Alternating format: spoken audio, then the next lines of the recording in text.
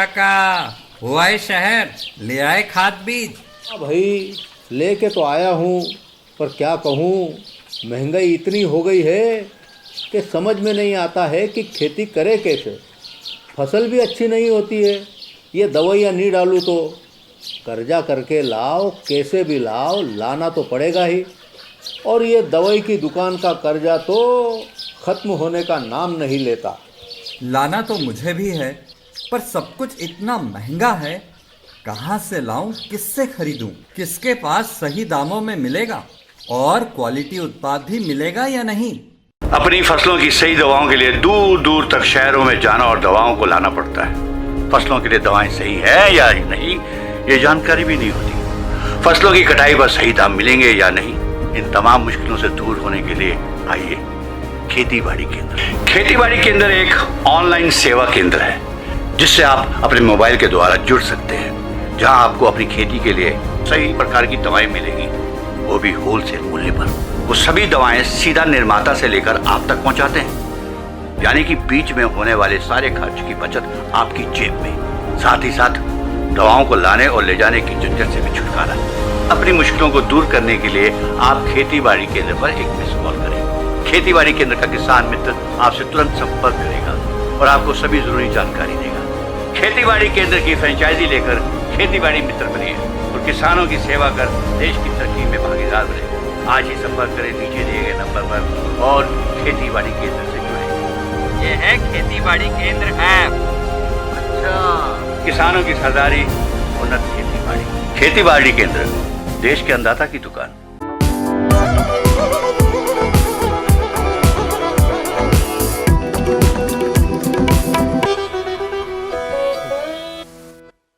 जीवन में अनुशासन सबसे जरूरी है, सबसे महत्वपूर्ण है। बिना अनुशासन के कोई भी खुशहाल जीवन नहीं जी सकता। अनुशासन या कहीं डिसिप्लिन कुछ नियमों और कायदों के साथ जीवन जीने का एक तरीका है। अनुशासन हमें सही राह पर ले जाता है। अनुशासन किसी भी कार्य को ठीक ढंग से करने का एक तरीका है। इसके लिए आपके दिल और दिमाग पर नियंत्रण बहुत जरूरी होता है। बिल्कुल, कुछ लोगों के पास स्व अनुशासन प्राकृतिक रूप में होता है, जबकि कुछ को इसे अपने अंदर विकसित करना पड़ता है।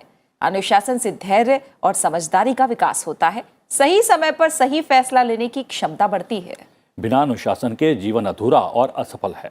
अनुशासन को अपनाकर ही व्यक्ति, समाज और राष्ट्र उन्नति और विकास के मार्ग पर तेजी से आगे बढ़ सकता है। हेलो इंडिया, मैं हूं प्रतिबिंब। हेलो इंडिया, मैं हूं प्रीति।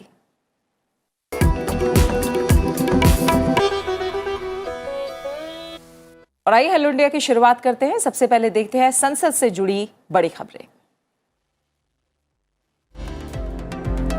लोकसभा में प्रश्नकाल के दौरान शिक्षा, वित्त, संस्कृति और जनजातीय कार्य मंत्रालयों से जुड़े सवाल कल उठाए गए। संबंधित मंत्रियों ने इनके जवाब दिए।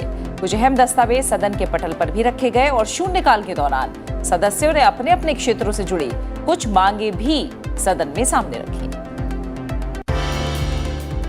नागालैंड में नागरिकों की मौत पर संसद की दोनों सदनों में सरकार ने खेद जताया। गृह मंत्री अमित शाह ने दिया बयान, कहा घटना की जांच के लिए SIT गठित की गई है, 1 महीने के भीतर रिपोर्ट आ जाएगी। यह निर्णय लिया गया है कि सभी एजेंसियों को यह सुनिश्चित करना चाहिए कि विद्रोहियों के खिलाफ अभियान चलाते समय भविष्य में ऐसी कोई दुर्भाग्यपूर्ण घटना की पुनरावृत्ति न हो। सरकार स्थिति पर सूक्ष्मता से नजर रख रही है। इस संदर्भ में एक विशेष जांच टीम SIT का गठन किया गया है, जिसे 1 माह के अंदर जांच पूरी करने के निर्देश दिए गए हैं।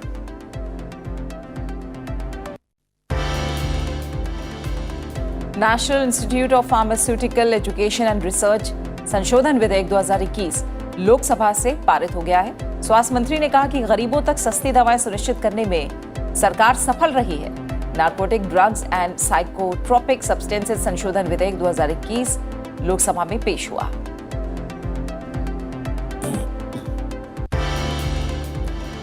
राज्यसभा में शीतकालीन सत्र के 6ठे दिन 12 निलंबित सांसदों के मुद्दे पर सरकार और विपक्ष में गतिरोध जारी रहा।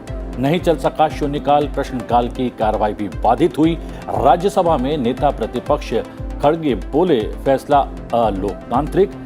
सदन के नेता पीयूष गोयल ने एक बार फिर कहा, निलंबित सांसदों को मांगनी चाहिए माफी। राज्यसभा में विपक्ष के गतिरोध के कारण महंगाई के मुद्दे पर तय चर्चा नहीं हो पाई।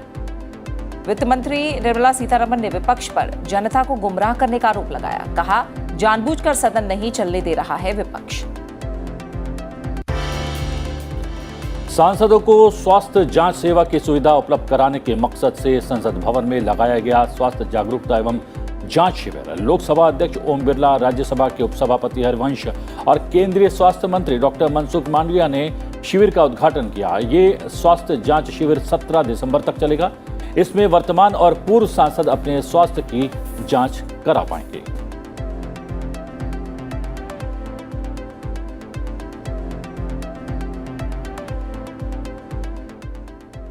संसद से जुड़ी हुई खबरें देखिए और अब देश की बात कर लेते हैं। देश से जुड़ी हुई प्रमुख खबरें।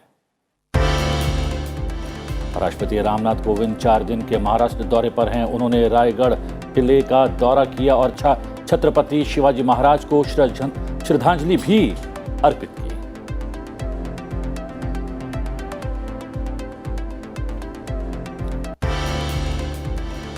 संसद भवन परिसर में भारतीय राजस्व सेवा के प्रशिक्षु अधिकारियों से लोकसभा अध्यक्ष ओम बिरला ने संवाद किया और कहा कि आजादी के बाद देश के बजट और रेवेन्यू कलेक्शन में कई गुना बढ़ोतरी हुई है। आज टैक्स रिजीम में व्यापक सुधार हुआ है। लोकसभा अध्यक्ष ने IRS अधिकारियों से टैक्स सिस्टम को और सुदृढ़ बनाने की अपील की और कहा कि टैक्स टेररिज्म से टैक्स ट्रांसपेरेंसी का बदलाव इसलिए आया क्योंकि अब सरकार रिफॉर्म, परफॉर्म और ट्रांसफॉर्म के अप्रोच के साथ आगे बढ़ रही है।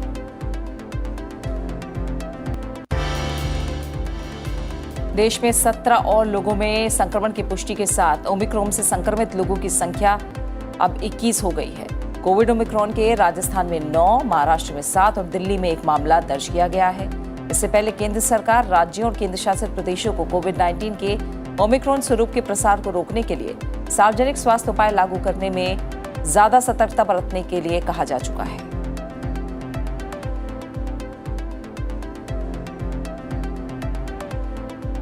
और आइए अब एक नजर डाल लेते हैं देश के चारों कोनों से राज्यों से आ रही बड़ी खबरों पर। उत्तर प्रदेश के मुख्यमंत्री योगी आदित्यनाथ ने आजमगढ़ को 198.58 करोड़ रुपए की 69 परियोजनाओं की सौगात दी है। मुख्यमंत्री ने सगरी में 76.14 करोड़ की 32 परियोजनाओं और लालगंज में 112.43 करोड़ की 37 परियोजनाओं का लोकार्पण और शिलान्यास किया। उत्तराखंड में कोरोना संक्रमण के दौरान ड्यूटी करने वाले होम गार्ड्स को 6,000 रुपए की प्रोत्साहन राशि दी जाएगी। मुख्यमंत्री पुष्कर सिंह धामी ने रैपिड परेड के दौरान ये घोषणा की। साथ ही उन्होंने शहीद हुए जवान की पत्नियों को 2 लाख के राहत चेक भी वितरित किए। बीजेपी के साथ मिलकर चुनाव लड़ेंगे कैप्टन अमरिंदर। पंजाब के पूर्व मुख्यमंत्री कैप्टन अमरिंदर सिंह ने राज्य का अगला विधानसभा चुनाव बीजेपी के साथ मिलकर लड़ने का ऐलान किया है।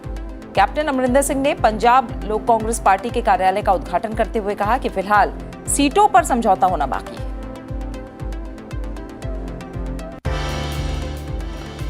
RGPV की परीक्षाएं होंगी ऑनलाइन। मध्य प्रदेश सरकार ने राजीव गांधी प्रौद्योगिकी यूनिवर्सिटी की परीक्षाओं को ऑनलाइन करवाने का फैसला लिया है।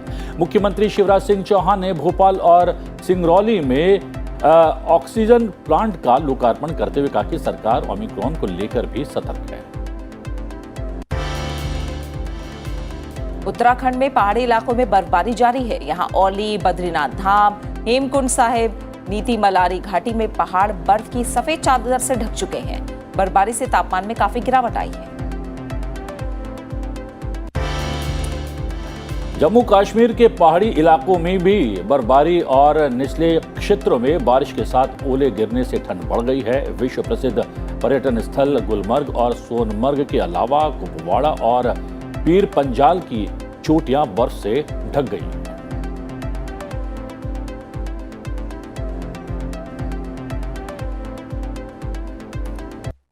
और अब रुख करते हैं इंटरनेशनल खबरों का। प्रधानमंत्री नरेंद्र मोदी और रूस के राष्ट्रपति व्लादिमीर पुतिन की वार्ता हुई। प्रधानमंत्री नरेंद्र मोदी और रूस के राष्ट्रपति व्लादिमीर पुतिन के बीच दिल्ली स्थित हैदराबाद हाउस में शिखर वार्ता हुई। बातचीत के मुद्दों में आपसी संबंधों के अलावा दक्षिण एशिया, चीन, हिंद प्रशांत सहित अन्य अंतर्राष्ट्रीय मसले शामिल रहे। वार्ता के टेबल पर आपसी व्यापार, रक्षा, निवेश, विज्ञान और तकनीक में सहयोग के अलावा और सांस्कृतिक सहयोग के मुद्दे भी शामिल किए गए। रूस के राष्ट्रपति पुतिन का स्वागत करते हुए प्रधानमंत्री नरेंद्र मोदी ने पुतिन की अगुवाई में भारत और रूस के बीच रणनीति साझेदारी, रक्षा समेत विभिन्न क्षेत्रों में प्रगति का जिक्र किया। दोनों देशों के बीच ये 21वां वार्षिक शिखर सम्मेलन है। वैश्विक स्तर पर कई फंडामेंटल बदलाव आए, कई तरह के जियोपॉलिटिकल समीकरण उभरे, किंतु इन सभी वेरिएबल्स के बीच भारत रूस मित्रता एक कांस्टेंट रही है। दोनों देशों ने न सिर्फ एक दूसरे के साथ निसंकोच सहयोग किया है, एक दूसरे की सेंसिटिविटीज का भी विशेष ख्याल रखा है। यह सचमुच इंटरस्टेट दोस्ती का एक यूनिक और विश्वस्त मॉडल है। भारत और रूस 2+2 मंत्री स्तरीय वार्ता हुई। इससे पहले भारत और रूस के बीच पहली 2+2 मंत्री स्तरीय शिखर वार्ता हुई। रक्षा मंत्री राजनाथ सिंह और विदेश मंत्री एस जयशंकर ने रूस के रक्षा मंत्री सर्गेई शोइगु और रूस के विदेश मंत्री सर्गेई लावरोव के साथ भारत और रूस के बीच पहली बार हो रही 2+2 मंत्री स्तरीय वार्ता में हिस्सा लिया। इस मौके पर रक्षा मंत्री ने कहा कि भारत रूस डिफेंस एंगेजमेंट में हाल के दिनों में अभूतपूर्व तरीके से प्रगति हुई है। साथ ही उन्होंने उम्मीद जताई कि रूस चुनौतीपूर्ण परिस्थितियों में भारत के लिए एक प्रमुख भागीदार बना रहेगा। भारत और बांग्लादेश ने मैत्री दिवस 6 दिसंबर 1971 में नवगठित देश बांग्लादेश को मान्यता देने के उपलक्ष्य में भारत और बांग्लादेश ने मैत्री दिवस मनाया। इस अवसर पर दिल्ली के Indian council of world affairs में एक विशेष कार्यक्रम का आयोजन भी किया गया, जिसमें दोनों देशों की भागीदारी रही। भारत और बांग्लादेश की दोस्ती को आज 50 वर्ष पूरे हो गए हैं। ये पहला अवसर है जब भारत के किसी देश के साथ राजनयिक संबंधों के गवाह दुनिया के इतने देश बने। मैत्री दिवस के अवसर पर प्रधानमंत्री नरेंद्र मोदी ने कहा कि वो दोनों देशों के संबंधों को और विस्तार देने और द्विपक्षीय संबंधों को मजबूत करने के लिए पड़ोसी देश की अपनी समकक्ष शेख हसीना के साथ काम जारी रखने के आकांक्षी। म्यांमार के अपदस्थ नेता आंग सान सू की को एक अदालत ने 4 साल जेल की सजा सुनाई है। नोबेल पुरस्कार विजेता सू की को वायरस प्रतिबंधों का उल्लंघन करने और उकसाने के जुर्म में सजा सुनाई गई है। म्यांमार में सैन्य तख्तापलट के बाद सू की बीते 1 फरवरी से ही हिरासत में है। इस सजा के ऐलान के बाद अब वो चुनाव भी नहीं लड़ पाएंगी। इस बीच सैन्य शासित म्यांमार के सबसे बड़े शहर में सरकार विरोधी प्रदर्शनकारियों के शांतिपूर्ण मार्च के दौरान सेना का एक वाहन लोगों के ऊपर चढ़ा दिया गया, जिसमें कम से कम 3 लोगों की मौत होने की आशंका है। ज्वालामुखी फटने से कम 13 लोगों की इंडोनेशिया के जावा द्वीप पर मौत हो गई है, जबकि 100 से ज्यादा लोग घायल हो गए हैं। पूर्वी जावा प्रांत में माउंट सेमेरू फट गया। ज्वालामुखी से 12,000 मीटर ऊंचा धुआं निकला और गड्ढे से लावे का प्रवाह 500 मीटर से अधिक ऊंचाई तक फैल गया। ये इंडोनेशिया के दूसरे सबसे बड़े शहर सुरबाया से 130 किलोमीटर दक्षिण में स्थित है। वीडियो फुटेज में लोग धुएं के गुबार की दहशत में भागते दिखाई दे रहे हैं। 900 से अधिक निवासियों को निकाला गया है, लेकिन अब भी कई लोग वहां फंसे हुए हैं।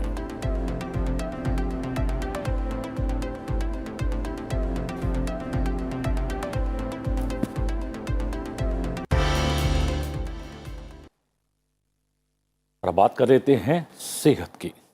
बिल्कुल, और जब सेहत की हम बात करते हैं प्रतिबिंब, तो हम जानते हैं कि खान पान जो है वो हमारी जीवन शैली का सबसे महत्वपूर्ण अंग है, और अगर इसमें लापरवाही बढ़ती जाए तो कई शारीरिक समस्याएं हैं जो पैदा हो सकती हैं।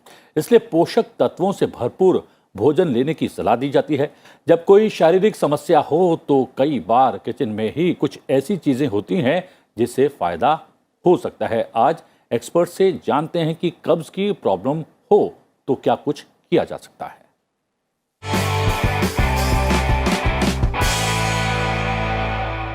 आज हम बात करने वाले हैं कॉन्स्टिपेशन पे, कब्ज पे। कौन सी ऐसी चीजें हैं जो आपको अपनी डाइट में फॉलो करनी है अगर आपको कॉन्स्टिपेशन हो रहा है। सबसे पहले पानी का आपको ज्यादा से ज्यादा ध्यान रखना है। दिन में से अगर आप 4 से 5 ग्लास पीते हैं तो अब आपको 10 से 11 ग्लास पानी पीना है। चाहे आप उसको गुनगुना पीजिए, अगर हो सके घड़े का पानी ले सकते हैं तो उससे अच्छा कुछ नहीं होगा।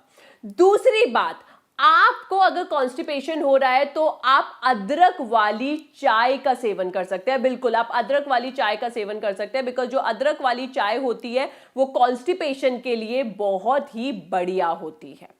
तीसरी चीज जिसका आप ध्यान रख सकते हैं कि आपको अपनी डाइट में फाइबर का इंटेक बढ़ाना है। बिल्कुल, फाइबर जैसे कि आप उसके अंदर पपीता खा सकते हैं, आप उसमें आप प्याज अपने सैलेड में ले सकते हैं।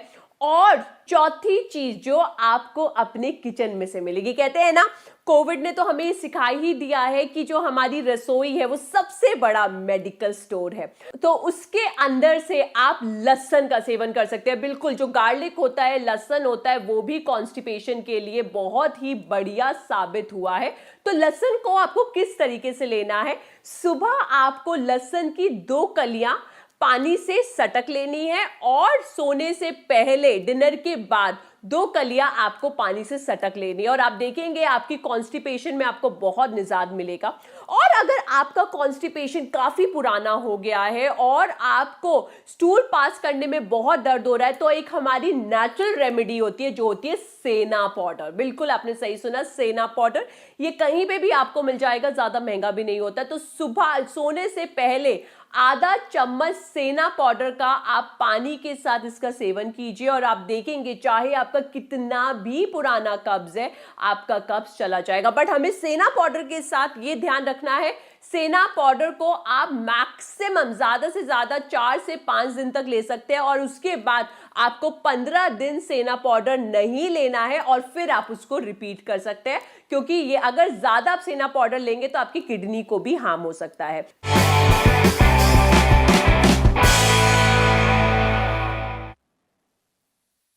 तो ये जो तरीके आज एक्सपर्ट की तरफ से बताए गए हैं, इन्हें अपनाकर जो कब्ज की शिकायत है और साथ ही डाइजेशन को लेकर जो शिकायतें हैं वो दूर की जा सकती हैं। और अब बात आज के इतिहास की। आइए जानते हैं आज के दिन से जुड़े इतिहास के बारे में और आपको बताते हैं कि इतिहास के पन्नों में 7 दिसंबर के नाम क्या बड़ी घटनाएं दर्ज हैं। 7 दिसंबर वर्ष 1879 में जतीन्द्र नाथ मुखर्जी का जन्म बंगाल में हुआ। वे भारत के महान क्रांतिकारियों में से एक थे। एक बार जंगल से गुजरते समय एक बाघ से मुठभेड़ में उन्होंने बाघ को वहीं पर मार गिराया। तभी से वे बाघा जतीन के नाम से भी प्रसिद्ध रहे। वह बंगाल के क्रांतिकारी संगठन युगांतर पार्टी के प्रमुख नेता थे।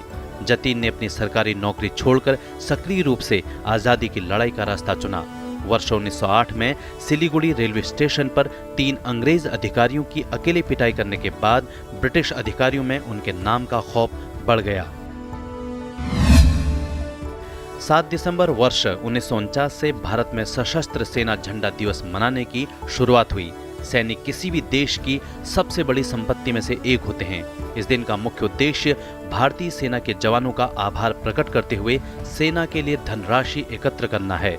यह धन संग्रह सशस्त्र सेना के प्रतीक चिन्ह झंडे को बांटकर किया जाता है। इस झंडे के तीनों रंग लाल, गहरा नीला और हल्का नीला तीनों सेनाओं को प्रदर्शित करते हैं। इस धन का प्रयोग सैनिकों के परिवारों की भलाई के लिए खर्च किया जाता है। 7 दिसंबर वर्ष 1972 में नासा द्वारा अपोलो 17 लॉन्च किया गया। यह चांद पर भेजा गया नासा का 6वां मिशन था। इस यान को सैटर्न 5 रॉकेट द्वारा प्रक्षेपित किया गया। इस अभियान में 3 अंतरिक्ष यात्री शामिल थे। जीन सर्नन के नेतृत्व में नासा के 3 क्रू मेंबर ने चांद की सतह को छुआ था। अपोलो 17 मिशन को अंतरिक्ष विज्ञान की दृष्टि से मील का पत्थर माना जाता है। इस मिशन के दौरान अंतरिक्ष यात्रियों ने 12.5 दिन अंतरिक्ष में बिताए। अपोलो 17 19 दिसंबर वर्ष 1972 में धरती पर वापस आया। इसी मिशन के दौरान क्रू ने ऐतिहासिक द ब्लू मार्बल नाम की तस्वीर ली। मौसम जैसे बदल रहा है प्रीति, कहीं जाने का मन कर रहा है। तुम्हारा भी कर रहा है कहीं जाने का मन? मौसम ज़रूर बदल रहा है, लेकिन इस समय कई लोग ऐसे हैं जो ठंड से बचते हैं और कई लोग ऐसे हैं जो और बर्फबारी देखने का, उसका लुत्फ उठाने का मजा लेना चाहते हैं। जी हैं। और आइए आज हम आपको शिमला लेकर चलते हैं। शिमला की खूबसूरत वादियां सभी का मन मोह लेती हैं, लेकिन यहाँ की एक दीवार अब लोगों के आकर्षण का केंद्र बनी हुई है। सभी को ये दीवार इतनी भा रही है कि बेहद कम समय में ही ये ग्रेट वॉल ऑफ शिमला के नाम से मशहूर हो चुकी है। बिल्कुल, कहा जाता है कि अब पिक्चर स्पीक्स 1,000 वर्ड्स। ऐसा ही कुछ ये दीवार भी कर रही है, जो अपनी इमेजिनेशन, चित्रों और क्रिएटिविटी के जरिए पर्यावरण बचाने को लेकर एक बड़ा संदेश दे रही है। देखिए कैसे रंग बिरंगे बोतलों के ढक्कनों के जरिए नेचर के साथ तालमेल बिठाने का मैसेज दिया जा रहा है।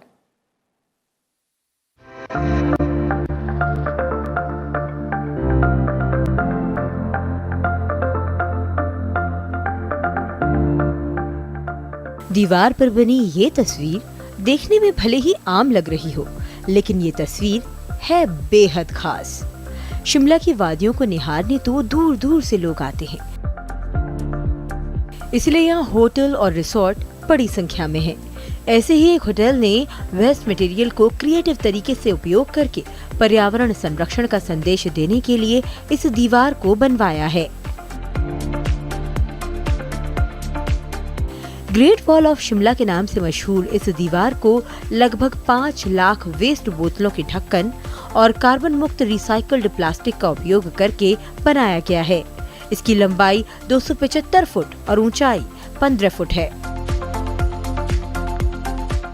हम पढ़ते रहते हैं कि शिमला में हर साल ये आता है कि जब भी टूरिस्ट आते हैं तो बहुत सारा प्लास्टिक वेस्ट हर जगह इकट्ठा हो जाता है, चाहे वो वेफर्स के पैकेट हों, चाहे वो पानी की बॉटल्स हों। तो we thought to do something with the where the environment could be protected and जो आने वाले बच्चे हैं उनको एक मैसेज मिले कि हम कुछ कर सकते हैं। शिमला की खूबसूरती तो लोगों को लुभाती ही है, लेकिन अब इस दीवार को खासतौर से देखने के लिए लोग यहाँ आते हैं। स्थानीय लोगों के अलावा देश विदेश के पर्यटकों में खासा उत्साह है। कुछ दिनों पहले ही बनकर तैयार हुई इस दीवार को देखने के लिए सैलानी काफी संख्या में शिमला पहुँच रहे हैं। A big chain hotel like Orchid is taking this initiative of using recycling bottle caps to make such a beautiful graffiti wall which you can see behind us. I think it's an amazing initiative by them. So I am an architect myself in Bombay, and I would love to see more and more hotels, not only hotels but everyone to use such an initiative and clean the plastic waste which is around us, and it is not even decomposable. इस चित्र को hotel के staff, स्कूली बच्चों, वरिष्ठ नागरिकों और शिमला वासियों ने मिलकर बनाया है। इसे बनाने में करीब 5 महीने लगे हैं और 35 लोगों ने इसे बनाया है।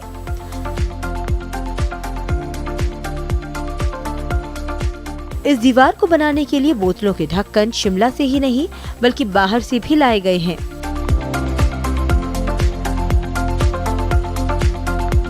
होटल ग्रुप ने देश में अपने सभी होटलों और कबाड़ियों के अलावा शहर के अन्य होटलों से भी ढक्कन एकत्रित किए और उसे दीवार पर हिमाचली संस्कृति को दर्शाते हुए लगाया गया। Keep the entire city clean, entire state clean and entire country clean. So it's a very small initiative which has been taken by the company, and we want to take it further, and we want the entire country to be clean so that people don't just litter around. अक्सर plastic की बोतलों को कबाड़ समझकर फेंक दिया जाता है और इसका दोबारा इस्तेमाल भी नहीं किया जाता है, लेकिन शिमला के एक निजी होटल ने वेस्ट बोतलों के ढक्कनों का इस्तेमाल कर हिमाचली संस्कृति को उकेरा है। साथ ही इस प्रकार के पर्यावरण संरक्षण की कोशिश से लोगों में अवेयरनेस पैदा करने की कोशिश की है, ताकि हम भी प्रकृति संरक्षण के लिए किए जा रहे प्रयासों में अपनी भागीदारी सुनिश्चित कर सकें। तो प्रीति फिर चलें? बिल्कुल, और शिमला जाएं तो हम भी ये दीवार ज़रूर देखेंगे और आप भी इसको ज़रूर देखिए, क्योंकि ऐसे काफ़ी लोग हैं जो अब शिमला जा रहे हैं और ख़ास तौर से इस वॉल को देखने ज़रूर आ रहे हैं। और अब हम चलते हैं आगे, यानी कि अब लेते हैं इजाज़त आपसे, लेकिन जाते जाते आपको छोड़ जाते हैं भोपाल में आयोजित फूलों की प्रदर्शनी के साथ।